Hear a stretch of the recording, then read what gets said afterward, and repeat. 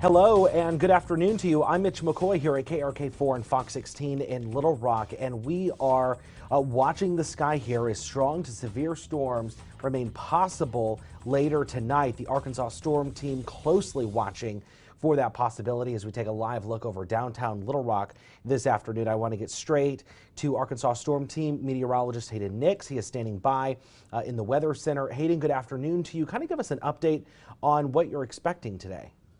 Absolutely. And I want to first and foremost say that if we can get through the next 12 to 15 hours, Mitch, we have got a fantastic Memorial Day weekend shaping up. So let's kind of get into what people need to pay attention to for those next several hours here. So what we're looking at right now on satellite radar imagery, if you can actually switch it over, Mitch, to our graphic computer, I'll show you that we have got very quiet activity setting up across portions of Arkansas, with the only exception being north central sections of the state where we do have a few showers and even indicating some lightning and rumbles of thunder. But really, that's the most active weather we have at this time. But look what's happening off just to our north and northwest. We've got kind of a broken line of showers and thunderstorms trying to slowly work their way south and eastward. And this is what we're going to be watching over the next several hours as this initially starts to come together here and then work its way into Arkansas. And with that, we'll have plenty of ingredients to work with for any strong to severe thunderstorms to be achieved here. So the latest from the Storm Prediction Center, they just put this out about 20 minutes ago. They haven't really changed a lot here. The main focus is still the northwestern quarter of the state, where we've got an enhanced risk of level 3 out of 5 from Mountain Home back westward. That area in orange you see does include Fayetteville, Fort Smith, and even as far south as Mena.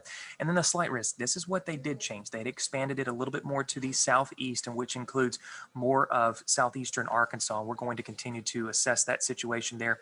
Really, it's going to be mainly from the showers and storms to the northwest of the state at this time and how they can hold themselves together as it continues to move through the state.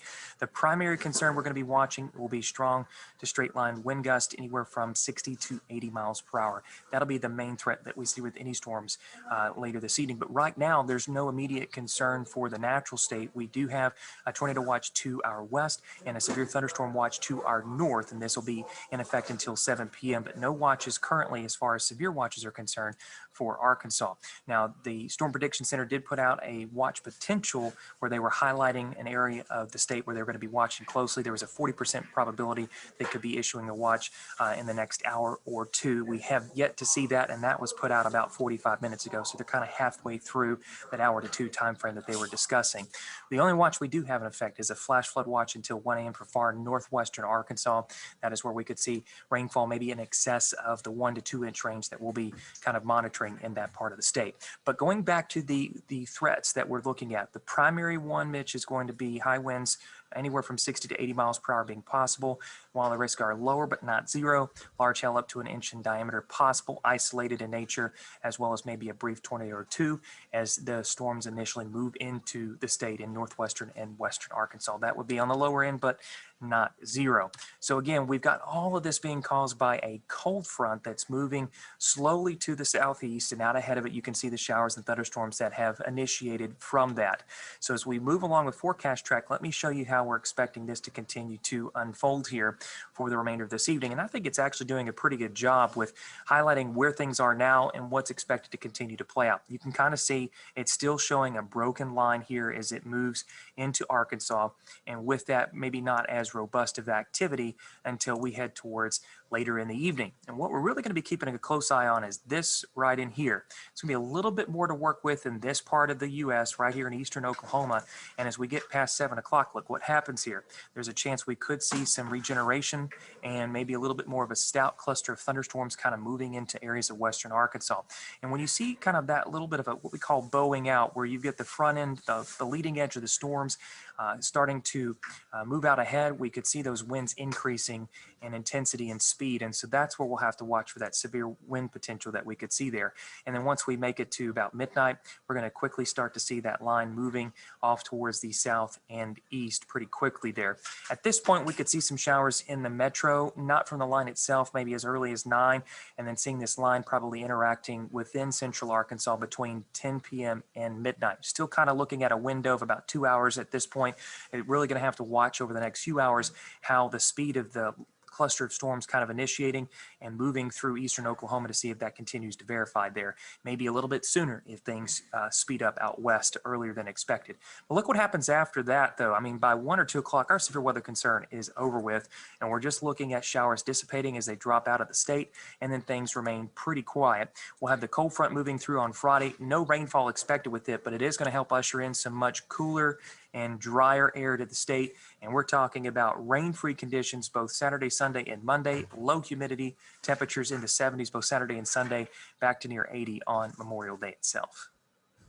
Meteorologist Hayden Nix giving us a weather update here on the possibility of strong to severe thunderstorms. Hayden, for folks just joining us, let's go back just a little bit to what's happening right now, and you can see that Arkansas really right now is in the clear, but everything is starting to close in.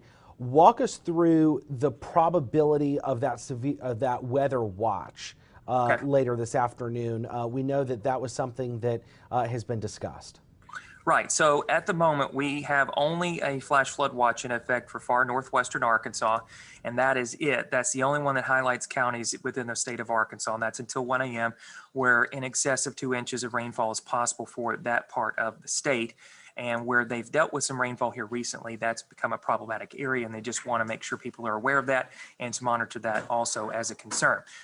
Besides that, we have no tornado watch or thunderstorm watch in effect in the natural state as of this live stream, but we are watching for the possibility of maybe seeing a severe thunderstorm watch include a good bit of northern Arkansas. It's only at a 40% chance. So what's happened here is the Storm Prediction Center is just monitoring the behavior of storms and actually just kind of looking at the latest radar imagery. They've not really been impressive. There's some showers and storms just north of Heber Springs, but so far things have behaved. So they may not even issue this because this was put out about 45 minutes ago, and they said within the next 1 to 2 hours. So we're already almost halfway through that window that they were discussing. So there may be a chance that not one gets issued at this moment in time, but as we watch things continue to play out over the next several hours, maybe once we get past 5, 6, 7 o'clock, we may have a watch that gets issued for much of the state once we see how that storm structure is going to set up in eastern Oklahoma. But we're still a ways out from that point. So really anything that's going to be something that we've got to pay attention to here, Mitch, over the next few hours will be how this continues to set up and play out. But then once we get past 7 o'clock or so, that'll be kind of that time frame that we watch how what's happening in west central Arkansas continues to move through the state, and that'll be what we really kind of watch for this evening.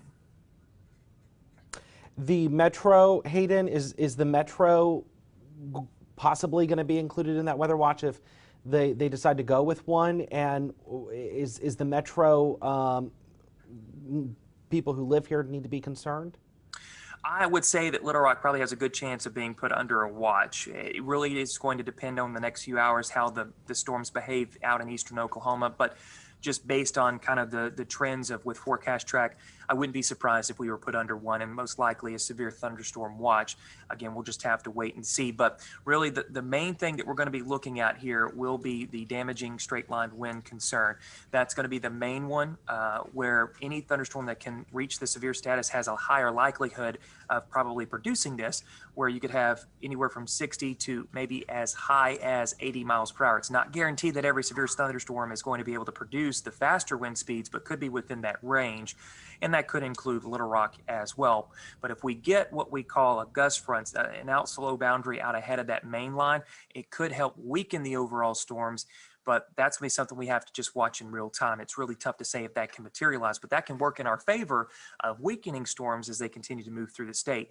So as they enter initially, that's going to be where they're likely at their strongest. So west central Arkansas, northwestern Arkansas, definitely keep an eye on things as we move into the next few hours here as those storms start to initially move their way into the state.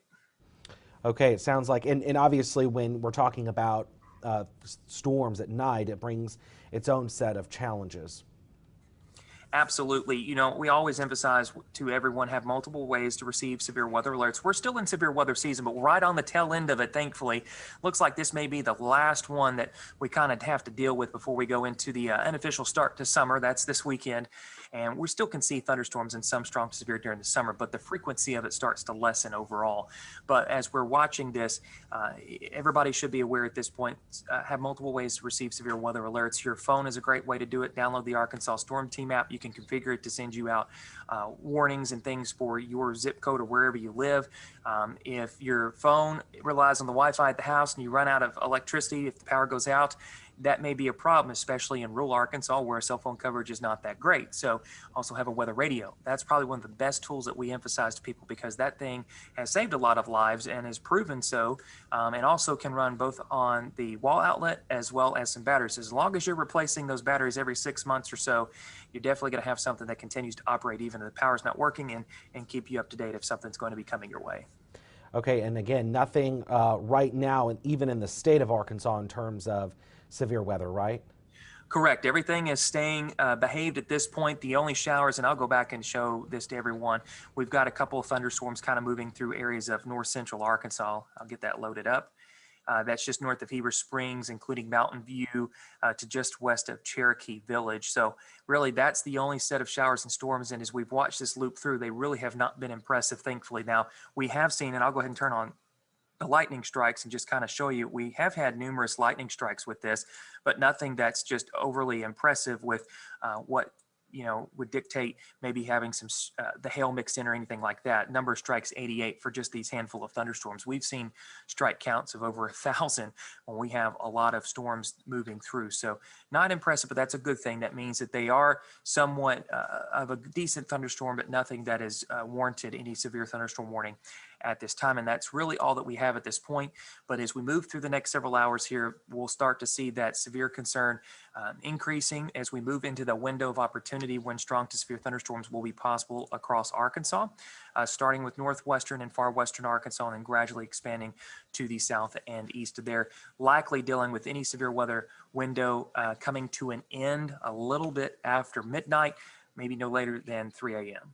Hayden, last question for you because I know that you have to get going, but just because the tornado threat is low, should people still have a way to get to a safe place late tonight? I mean, obviously when severe weather happens, it's never convenient, but when it's dark and it's nighttime, it makes things to be a little bit more dangerous. Absolutely. You know, a lot of people, they'll fall asleep not realizing what's happening here, and they wake up to a lot of thunder, and people are just trying to get their bearings and trying to figure out what's going on. And what's happening here is we probably have a severe thunderstorm warning in effect, and we've got some wind that's making a ruckus outside. We always tell people to take all warnings seriously, whether that's a flash flood warning, severe thunderstorm warning, a tornado warning, just to kind of name a few there.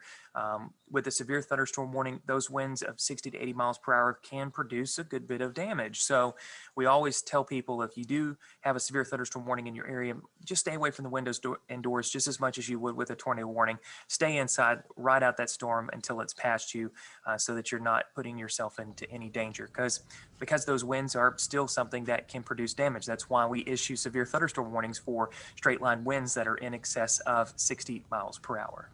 Meteorologist Hayden Nix and the Arkansas Storm Team closely watching that possibility of strong to severe weather late tonight. Hayden, thank you very much. Our next newscast beginning at 4 o'clock on Channel 4, Fox 16 News at 5:30, and Hayden mentioned it. Download the Arkansas Storm Team weather app now. You'll be the first to know when severe weather hits. For now, I'm Mitch McCoy alongside Arkansas Storm Team meteorologist Hayden Nix. We will see you on KARK 4 News at 4. Take care.